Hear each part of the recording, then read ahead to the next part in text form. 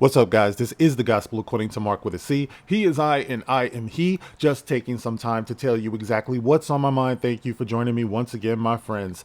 All right, guys, I want to share with you this little tidbit that I saw on Variety.com because it actually speaks to something that I've been talking about for years. And I want you guys to pay attention to this, especially the ones who have come to my channel over the years, who have been bashing me for being a hater and, just against my own people and all of this stuff. When I dared to criticize these major studios and Hollywood in general for empty virtue signaling, for using black people as a gimmick to further their own standing and the way they look to the public and all of that stuff. So let's get into this article that I see here. And here's the headline.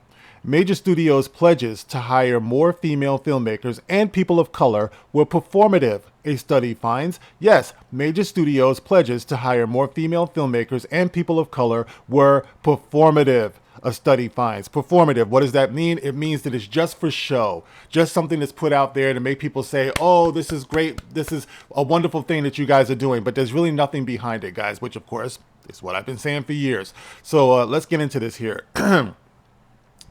Despite the box office success of Greta Gerwig's Barbie and Elizabeth Banks' Cocaine Bear, female directors are not getting the same opportunities in Hollywood as their male counterparts. At the same time, major studios which pledged to re-examine their employment practices in the wake of George Floyd's murder failed to produce many films from people of color. Now that's problematic right there, because you had a media event that really bolstered the killing or the death of George Floyd in police custody. For some reason, that prompted Hollywood to say, we're going to do better with hiring people of color and women. I just don't understand what the connection was there. I always said George Floyd was the second coming of Jesus and nobody knew it because he died for the sins of the world, apparently. So they just keep him up on that cross. That's the stark findings of a new report by USC Annenberg's Inclusion Initiative, which calls the entertainment industry's pledges to support inclusion performative acts and not real steps towards fostering change. Let's read that again. That's the stark findings of a new report by USC Annenberg's Inclusion Initiative, which calls the entertainment industry's pledges to support inclusion, performative acts, and not real steps towards fostering change. Okay, this is not me saying this. This is a study that was done by USC Annenberg's Inclusion Initiative. It's the second report in as many days to find that despite some important box office milestones for female filmmakers, Barbie was both the year's most successful film and the highest grossing movie ever directed by a woman. Studios still give their highest profile gigs to male directors. The other study was conducted by the Center for the Study of Women in Television and Film at San Diego State University. And of course, I've been making this point since way before Rian Johnson decided he was going to virtue signal and said, we need more people of color directing these films. We need more women. But note, he wouldn't step down and give up his gig. You know what I mean? J.J. Abrams wouldn't step down and give up his gig. These people are just yapping and then getting everybody to applaud for them, and come to attack truth tellers like myself. So it goes on to say, the USC report found that a total of 116 directors were attached to the 100 top grossing domestic films in 2023, but just 14 of them, or 12.1%, were women. That's a slight improvement from the 9% of top grossing films that were directed by women in 2022. But the report argues that the percentage of female filmmakers on top movies has not changed notably since 2018, when 4.5% of directors were women. Now, only 4 women of color, 3.4%, helmed one of the 100 top grossing films of 2023. 3 of those women were Asian: Adele Lim, Joyride, Celine Song, Past Lives, and Fawn Verwisranthorn for Wish. The other women of color to direct the top movie, The Marvels, Nia DaCosta, is black. The percentage of women directors in 2023 was essentially unchanged from 2022.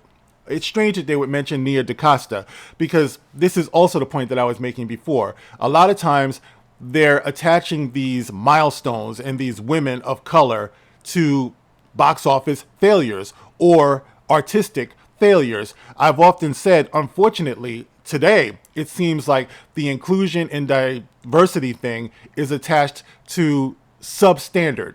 You know what I mean? So it's not enough that you just have a face out there. That's the point that I've been making forever. You can have all the black facing you want, but if you're not giving it any substance, if you're not giving them what they need to succeed, then, I mean, what can I tell you? Nothing succeeds more than success. All right. So if you're showing unsuccessful results from the hiring of these so-called people of color and women and things like that, what are you really talking about? What are we really doing? And of course, those of us who say, wait a minute, that was some bullshit. You know, that was dog shit. We really didn't enjoy that. Then, of course, you have all of your bots. You have all of your shills. Everybody comes after you, calling you the racist, the coon, the misogynist, the homophobe, and all of this. But all along, all these people are doing is propping up this so-called diversity and inclusion thing to make themselves look good, but they're not really doing anything. And that's what this study is showing. And I just wanted you guys to understand that. I wanted you to see what's going on here. So when you hear me talking about it, that's where I'm coming from.